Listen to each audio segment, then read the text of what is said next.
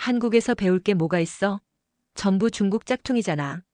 기고만장했던 중국 엘리트 여고생들이 막상 한국에 와서 마주한 현실은 예상과 전혀 달랐습니다. 단순한 관광이나 쇼핑이 아니라 그들의 마음 깊은 곳을 건드는 뜻밖의 경험들이 기다리고 있었죠. 이제 그 짧지만 강렬했던 한국에서의 여정을 여러분께 들려드리려 합니다. 시작하기 전에 잠깐 구독과 좋아요, 댓글 부탁드립니다. 그럼 바로 시작하겠습니다. 안녕하세요. 저는 중국 베이징 백일 중학에 다니는 리잉잉입니다. 다들 저희 학교 이름 들어보셨죠? 아시겠지만 저희 학교는 중국 내에서도 손꼽히는 명문 고등학교입니다. 학생들 대부분이 재력가 혹은 당 간부, 정치 엘리트 집안 출신이고 저 역시 예외는 아니에요. 아버지는 대형 건설사를 운영하시고 어머니는 금융 자산 운용 쪽에서 일하고 계십니다. 저는 두 분의 외동딸로 어릴 때부터 부족함 없이 자라왔고 그런 부모님의 자랑이 되기 위해 저도 늘 노력해왔죠. 그런 제가 한국에 가게 된 건 솔직히 말해 기대나 호기심 때문은 아니었어요. 단지 학교에서 진행하는 한국 자매결연 학교 방문 프로그램에 참여하게 되었기 때문이죠. 처음엔 그다지 가고 싶은 마음이 들지 않았습니다. 그 당시 제 머릿속에 있는 한국이란 나라의 이미지는 중국을 모방하려 애쓰는 어중간한 국가, 그리고 연예산업 외엔 딱히 눈에 띄는 것도 없는 작은 옆 나라일 뿐이었거든요. 심지어 그 K-팝이나 드라마조차도 중국 문화를 베낀 거라고 생각할 정도였으니까요. 그런데도 저는 프로그램 참가 신청서에 제 이름을 적었습니다. 이유는 간단했어요. 그 교류 프로그램을 담당한 선생님이 바로 제가 대학 진학을 준비하면서 꼭 잘 보여야 할 분이었거든요. 그분의 추천서는 분명히 제 입시에 도움이 될 거라 생각했고, 게다가 이 프로그램은 제 생활기록부에 꽤 괜찮은 활동으로 기재될 수 있었죠. 속물적이라고 보일 수도 있겠지만 당시에 저는 그게 가장 현명한 선택이라고 믿었어요. 전 한국행을 앞두고 짐을 싸면서 부모님께 불만을 늘어놓기도 했습니다. 입맛이 까다로운 제가 낯선 현지 음식을 잘 먹을 수 있을지도 걱정됐고, 늘 최고급 호텔과 전용 차량을 이용해온 입장에서 현지 학교 시설이나 대중교통이 불편하진 않을까 하는 우려도 컸거든요. 저희 부모님도 걱정이 많으셨어요. 아무래도 귀한 딸이 외국에서 고생하거나 혹시라도 한국 학생들에게 텃세를 당하진 않을지 걱정하셨죠. 하지만 그때의 저는 알지 못했습니다. 이 짧은 며칠의 방문이 제 인생의 기준을 완전히 뒤바꿔 놓게 될 줄은요. 그리고 진짜 선진국이라는 말의 의미를 한국이라는 나라를 통해 새롭게 배우게 될 줄은 더더욱 몰랐어요. 저희는 비즈니스석으로 한국행 비행기에 올랐습니다. 사실 교류 프로그램 참가 학생 대부분은 이코노미석 단체 예약이었지만 저와 제 친구들은 예외였죠. 부모님들이 직접 비즈니스석을 예약해 주셨거든요. 포근한 시트에 몸을 기대고 있는 내내 한국에 도착하지 않았으면 좋겠다는 묘한 기분이 들었어요. 하지만 인천공항에 발을 딛는 순간 제 생각은 단숨에 깨졌습니다. 티를 내기 싫어 최대한 심드렁한 표정을 지으려고 애썼지만 속으로는 적잖이 놀랐어요. 공항 터미널은 흰색과 유리로 마감된 구조물들이 현대 미술관처럼 정돈돼 있었고 모든 안내 표지판에는 중국어가 함께 표기돼 있었어요. 공항 직원들은 저희를 향해 정중하게 고개를 숙이며 미소로 인사했습니다. 그리고 가장 놀라웠던 건 입국 심사였죠. 여권을 기계에 올려두고 지문을 인식하고 얼굴을 카메라에 비추자 단 10초 만에 삑 소리와 함께 문이 열렸죠. 사람 손 하나 거치지 않고 그렇게나 빠르게요. 그래도 겨우 공항 보고 놀라는 티를 낼 순 없잖아. 저는 최대한 무심한 표정을 지으며 친구들 사이에서 표정 관리를 했지만 속으로는 계속 물음표가 떠올랐습니다. 이게 진짜 한국이 맞아? 공항에서 버스를 타고 이동하는 동안 제 마음은 묘한 긴장과 설렘 사이를 오갔습니다. 그러던 중 가이드 선생님이 마이크를 들고 말했죠. 조금 후에 고속도로 휴게소에 들를 예정입니다. 간단한 간식을 구매하거나 화장실을 다녀오세요. 비즈니스석 기내식 덕에 배는 고프지 않았지만 한국의 휴게소는 또 어떤 모습일까 하는 호기심이 들었어요. 머릿속에는 중국 고속도로의 북적이고 어수선한 휴게소들이 떠올랐죠. 하지만 버스가 멈춰선 그곳은 제가 아는 휴게소와는 전혀 달랐습니다. 건물 외관은 정원처럼 조경이 잘 꾸며져 있었고, 입구 근처에선 잔잔한 음악과 함께 고소한 냄새가 퍼지고 있었어요. 밖에는 어묵, 핫바, 붕어빵 같은 가게들이 줄지어 서 있었고, 사람들은 여유롭게 그 사이를 오가고 있었죠. 건물 안으로 들어서자 더 넓은 공간이 펼쳐졌습니다. 밝은 조명 아래엔 정갈한 푸드코트와 편의점, 기념품 가게들이 정돈돼 있었고, 식당 구역에선 진짜 로봇이 쟁반을 들고 테이블 사이를 오가며 음식을 서빙하고 있었죠. 심지어 조금 떨어진 구역엔 수면실과 반신욕실, 심지어 전자기기 무료 충전소까지 마련돼 있었습니다. 이게 그냥 휴게소라고. 누군가가 작게 중얼렸고 다들 카메라를 꺼내들며 눈을 반짝였습니다. 저도 여기저기 돌아다니며 호기심에 회오리 감자를 사서 한 입 베어 물었죠. 입안 가득 퍼지는 고소하고 달콤한 맛에 저도 모르게 이게 휴게소 음식이라고 하고 중얼거렸어요. 처음엔 잠깐 들렀다 가는 곳이라고 생각했지만 어느새 이 공간이 무척 특별하게 느껴졌죠. 하지만 그 평화로운 분위기는 갑작스럽게 깨졌습니다. 버스 출발 시간이 가까워졌고 학생들이 하나둘 모이기 시작했는데 그때 누군가 허겁지겁 외쳤죠. 왕쯔가 없어요. 모두가 당황했어요. 왕쯔는 저희 중에서도 조용하고 내성적인 편이었고 한국어를 전혀 못했거든요. 왕쯔의 핸드폰은 짐과 함께 버스에 있었고 연락할 방법이 없었습니다. 지도교사는 당황한 얼굴로 휴게소 직원에게 도움을 요청했고 그 직원은 즉시 통합관제센터에 연락을 넣었어요. 혹시 CCTV 있나요? 저희 학생이 길을 잃은 것 같아요. 상황은 급박했지만 한국 시스템은 놀랍도록 신속하게 반응했습니다. 휴게소의 AI 얼굴 인식 CCTV가 단 3분 만에 왕쯔의 위치를 파악했고 그 근처에 있던 안내 로봇이 직접 그녀에게 다가가 중국어로 말을 걸고 저희가 있는 주차장까지 안내해 주었습니다. 돌아온 왕쯔가 말하길 정원을 구경하다가 자신도 모르게 휴게소 밖까지 나갔다고 하더라고요. 사라진 왕쯔를 찾기까진 고작 7분의 시간도 걸리지 않았습니다. 저와 친구는 아무 말 없이 서로의 눈을 봤어요. 이 나라는 대체 어디까지 준비된 거지? 하지만 이 모든 건 아직 시작에 불과했죠. 우리가 도착했을 때 자매학교 운동장에는 한국어와 중국어로 된 환영 현수막이 걸려 있었습니다. 환영합니다, 베이징 친구들. 그 문구를 본 순간 어딘가 마음이 간질거렸습니다. 장난스럽게 손을 흔드는 학생들의 모습에 괜히 코끝이 시큰해졌어요. 저도 모르게 말이죠. 한국 학생들은 놀랍도록 활기차고 동시에 예의 바랐습니다. 그중 어떤 여학생이 제 짐을 함께 들어주겠다고 했을 때 처음엔 사양하려다 그 표정이 너무 자연스러워서 그냥 맡기게 됐습니다. 일부러 착한 척하는 느낌이 전혀 없었거든요. 교내를 둘러보며 인솔 선생님과 함께 반 수업에 들어갔는데 분위기가 꽤 달랐습니다. 학생들은 자유롭게 의견을 내고 있었고 누가 발표하면 다들 조용히 경청했습니다. 어떤 학생이 말실수를 하자 교실 안에선 웃음이 터졌는데 그 웃음이 조롱이 아닌 공감이 섞인 웃음이란 걸 느낄 수 있었어요. 쉬는 시간 복도에서 우연히 들은 대화는 제게 꽤 큰 인상을 남겼습니다. 이번 시험은 진짜 망했어. 너 문제지 봤어? 봤지. 다시 정리할 거면 나랑 같이 할래? 이 짧은 말 한마디에 담긴 게 참 많았습니다. 경쟁 중에도 서로를 밀어내지 않는 태도, 그게 저에겐 생소하게 느껴졌습니다. 저희 학교에선 경쟁은 곧 단절을 의미했거든요. 한국도 학업 열기가 무척 뜨겁다는 말을 들었기에 비슷할 거라 생각했어요.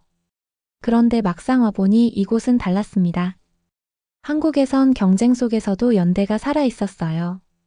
성적을 중시하는 건 분명해 보였지만 그걸 위해 남을 밀어내는 모습은 찾아보기 힘들었습니다.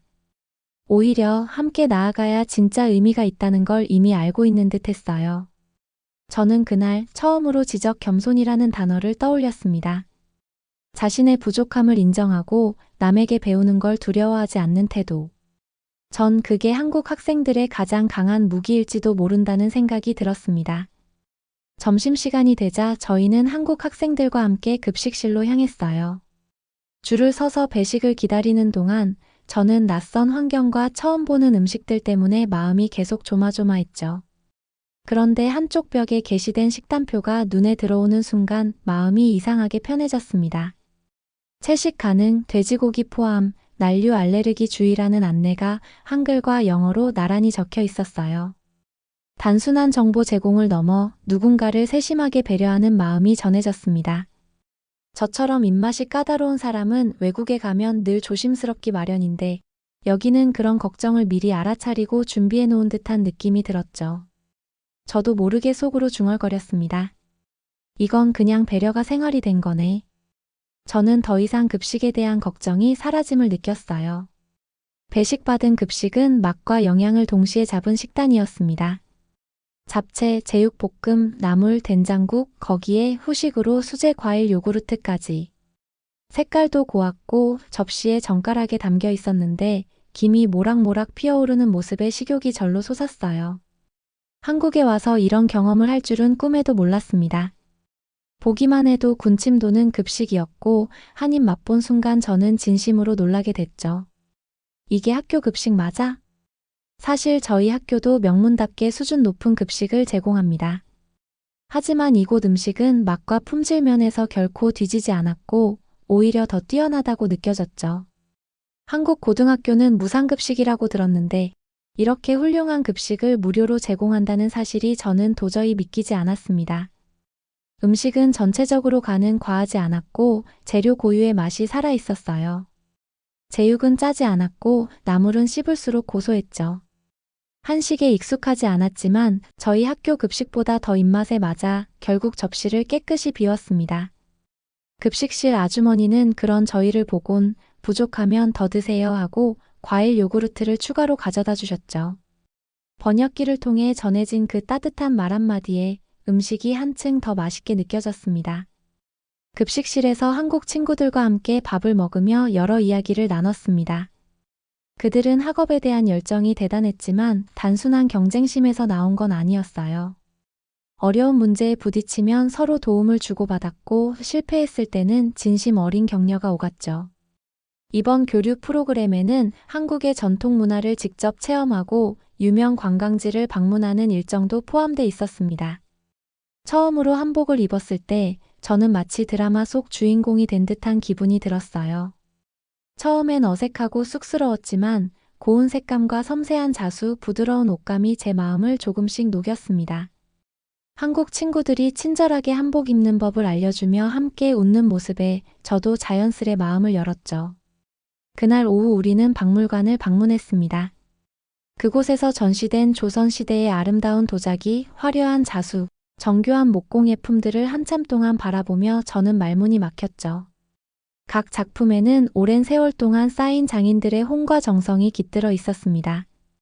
특히 한 자수 작품 앞에서 저는 발걸음을 멈췄습니다.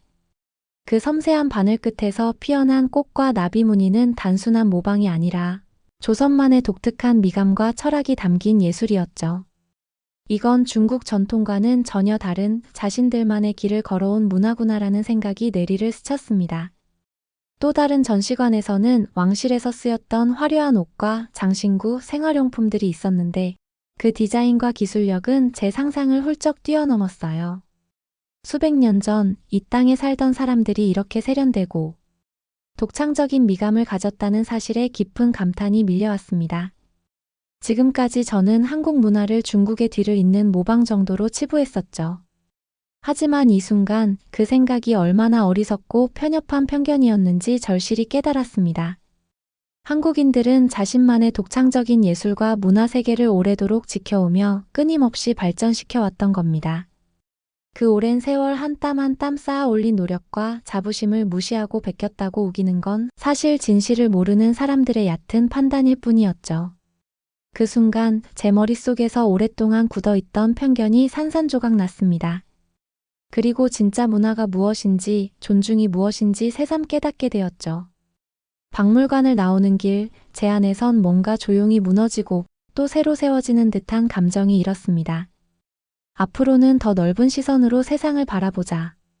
단편적인 정보에 기대어 함부로 판단하지 말자. 그 다짐은 단순한 생각이 아니라 스스로에 대한 부끄러움에서 비롯된 약속이었습니다. 그리고 그 순간 저는 처음으로 이 낯선 땅과 그 안에 살아가는 사람들에게 진심 어린 존경심을 품게 되었습니다. 박물관을 나와 숙소로 돌아가는 길. 저희는 자연스레 말이 많아졌습니다.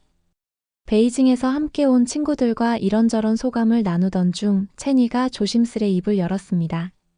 처음엔 그냥 한국은 뭐든 우리 걸 흉내내는 나라라고 생각했어. 그런데 지금은 그게 얼마나 얕은 생각이었는지 느껴. 저는 말없이 고개를 끄덕였습니다. 솔직히 저도 그랬으니까요. 물론 중국은 오래된 문명을 가진 나라입니다. 하지만 그게 전부는 아니었습니다. 한국은 모방이 아니라 오랜 시간 자기만의 것을 갈고 닦아온 나라였고 그 안에는 한국만의 고유한 결이 분명히 살아 있었죠. 한국에서의 하루하루는 늘 새롭고 놀라운 체험의 연속이었습니다. 즐거웠던 만큼 시간도 빠르게 흘렀어요. 문화체험 마지막 일정은 북촌 한옥마을 방문이었습니다. 수제 아이스크림 가게에 들렀을 때 사장님은 저희가 중국인인 걸 알고도 웃으며 메뉴를 하나하나 설명해 주셨고 아이스크림을 덤으로 하나 더 주셨습니다. 또 길을 걷다 골목길에서 방향을 헷갈렸을 땐 근처 주민분이 번역기까지 써가며 친절히 안내해 주셨죠. 그날 밤 문화체험 마지막 일정이 끝나고 저는 아쉬움에 혼자 숙소를 나섰습니다. 조용하고 평화로운 기운이 감도는 학교 근처 작은 공원으로 향했죠. 밤 공기가 상쾌했고 가로등이 은은하게 빛나 조용히 걷기에 딱 좋았습니다. 공원에는 몇몇 사람들이 조용히 산책하고 있었고 모두 서로를 존중하며 거리낌 없이 움직였습니다. 주변의 평화로운 분위기에 감싸여 위험하다는 느낌은 전혀 들지 않았어요. 이런 안전은 단순한 경비나 시설에서 오는 게 아닐 거야. 저는 마음속으로 그렇게 생각했습니다. 서로를 믿고 배려하는 사람들이 만들어낸 신뢰가 이곳을 지키는 진짜 힘이라는 걸 비로소 깨달았으니까요. 저는 주변을 둘러보며 한동안 가만히 서 있었습니다. 그 순간 제 자신이 얼마나 변했는지를 되새겼죠. 따라하는 나라라며 쉽게 판단했던 제 무지가 부끄러웠고 그 무지를 일깨워준 한국의 진심으로 감사함을 느꼈습니다. 다음 날 아침 저희는 공항으로 향하기 전 짧은 송별식을 가졌습니다. 친구들은 저에게 다가와 조심스레 작은 종이 상자를 내밀었죠. 그 안에는 친구들의 편지들과 직접 정성 들여 만든 매듭 팔찌가 함께 들어 있었습니다. 짧은 시간이었지만 너와 함께한 시간이 정말 소중했어. 우리 꼭 다시 만나자. 편지에 적힌 한글과 한자의 따뜻한 말들에 제 마음이 울컥했습니다. 저는 친구를 꼭 안았어요. 고맙다는 말과 과거 한국을 가볍게 여겼던 미안함이 입안에 맴돌며 가슴이 벅찼죠. 저는 시간이 날 때마다 친구들과 한국에서 겪은 일들을 이야기하곤 합니다. 그때 받은 팔찌는 지금도 제 손목에 소중히 남아있죠. 단순한 선물 그 이상으로 한국 친구들과의 인연이 제게 얼마나 깊은 의미였는지 팔찌를 볼 때마다 저는 새삼 깨닫고 있습니다. 오늘 감동 9시와 함께 해주신 여러분 정말 감사합니다. 여러분의 구독과 좋아요 하나하나가 이런 의미 있는 이야기들을 계속 발굴할 수 있는 원동력이 됩니다. 다음 시간도 여러분의 마음을 따뜻하게 만들어드릴 이야기로 찾아뵙겠습니다. 긴 영상 시청해주셔서 감사합니다.